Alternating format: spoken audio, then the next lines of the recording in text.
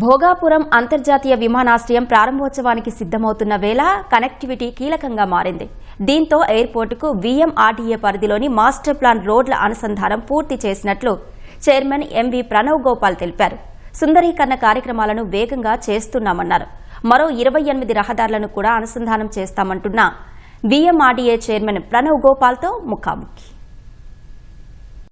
అల్లూరి సీతారామరాజు అంతర్జాతీయ విమానాశ్రయం భోగాపురం విమానాశ్రయం సంబంధించినటువంటి అనుసంధాన రహదారులను వీఎంఆర్డీఏ పూర్తి చేసింది. అదేవిధంగా అనేక మౌలిక సదుపాయాల విషయంలో వీఎంఆర్డీఏ ప్రత్యేక శ్రద్ధ తీసుకుని భోగాపురం ఎయిర్పోర్ట్ సంబంధించినటువంటి అనేక అభివృద్ధి కార్యక్రమాల్లో పాల్పంచుకుంది. ప్రస్తుతం మనతోటి VMRDA chairperson MV Pranav Gopal వారితో మాట్లాడదాం. భోగాపురం విమానాశ్రయం ప్రారంభోత్సవం సిద్ధమవుతోంది. ఎలాంటి ఏర్పాట్లు చేశారు? మౌలిక సదుపాయాల విషయంలో కావచ్చు, వీఎంఆర్డీఏ పరంగా ఏ అభివృద్ధి కార్యక్రమాలు చేశారు? ఏదైతే కనెక్టివిటీ సంబంధించి రేపు రానున్న రోజుల్లో విదేశ పెట్టుబడిదారులందరూ కూడా ఇటువైపు మన ఉత్తరాంధ్ర ప్రాంతానికి రావాలంటే తప్పనిసరిగా వాళ్ళ కనెక్టివిటీ మీద దృష్టి ఉంటుంది. కూటమి ప్రభుత్వం అధికారం వచ్చిన తర్వాత తప్పనిసరిగా ఏదైతే భోగాపురం ఇంటర్నేషనల్ ఎయిర్పోర్ట్ సంబంధించి తప్పనిసరిగా మనం వెంటనే ప్రజలకు అందుబాటులో తీసుకురావాలి.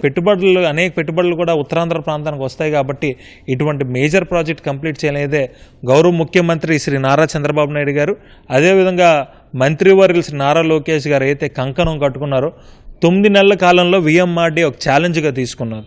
ఏదైతే అప్రోచ్ రోడ్స్ని తీసుకొని తప్పనిసరిగా ప్రయాణికులు ఇబ్బంది పడకుండా ఏదైతే ఒక ఎయిర్పోర్ట్ రీచ్ అవ్వాలనుకున్నారో దాదాపు 1:10 రీచ్ అయ్యే విధంగా కూడా ఈ యొక్క అప్రోచ్ రోడ్స్ని కూడా డెవలప్ చేయడం జరిగింది. 175 కోట్ల వ్యయంతో ఈ యొక్క ప్రాజెక్ట్ కూడా 9 months కూడా మేము కంప్లీట్ చేయడం కూడా జరిగింది. సో ట్రాఫిక్ అడ్వైజరీస్ అని ఒకటి మేము ఏర్పాటు చేసుకున్న కమిటీని, సో వాళ్ళ ద్వారా కూడా షార్ట్ వేలో ఏ విధంగా అయితే ఎయిర్పోర్ట్కి రీచ్ అవుతారన్న పాయింట్స్ కూడా ఐడెంటిఫై చేసి గూగుల్ మ్యాప్స్కి ఇవ్వడం కూడా జరిగింది. అదేవిధంగా సైన్ బోర్డ్స్ని కూడా మనం ఏర్పాటు చేస్తాం. ప్రయాణికుడికి ఏదైతే ఒక ఈజీ వే తెలిసే విధంగా, ఇప్పుడు అడివారం నుంచి తీసుకున్నట్టయితే అక్కడ ఒక సైన్ బోర్డ్ ఏర్పాటు చేసి అక్కడి నుంచి ఈజీ వేగా ఎయిర్పోర్ట్కి రీచ్ అయ్యే విధంగా ఏవైతే అప్రోచ్ రోడ్ ఫస్ట్ ఫేజ్లో మన 7 రోడ్లు అయితే తీసుకున్నాం ఇవన్నీ కూడా సైనేజెస్ ఏర్పాటు చేయడం జరుగుతుంది. కాబట్టి ప్రజలకి కన్వీనియంట్గా రీచ్ అయ్యే విధంగా ఈ యొక్క ఉండే విధంగా కూడా మనం నిర్ణయాలు తీసుకోవడం కూడా జరిగింది.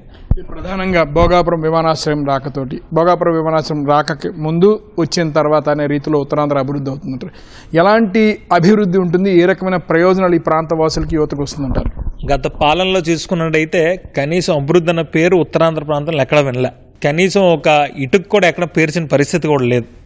కనీసం ఒక పెట్టుబడి కూడా ఎక్కడ వచ్చిన పరిస్థితి లేదు. కూటమి ప్రభుత్వం అధికారం వచ్చిన తర్వాత అనేక పెట్టుబడులు విశాఖపట్నం ప్రాంతానికి వచ్చాయి. ఈరోజు ఐటీ పరిశ్రమలు అనేక పరిశ్రమలు విశాఖపట్నం ప్రాంతానికి వచ్చాయి. అదేవిధంగా ఫార్మా పరిశ్రమలు అన్నీ కూడా ఈరోజు అనకాపల్లి ప్రాంతానికి వచ్చాయి. సో డెవలప్మెంట్ అంటే నిరుద్యోగ యువతకి ఉద్యోగాలు వచ్చే పరిస్థితి. మంత్రివర్యులు శ్రీ నారా లోకేష్ గారు కూడా ఎప్పటికప్పుడు కూడా పెట్టుబడులు తీసుకురావడం జరుగుతుంది.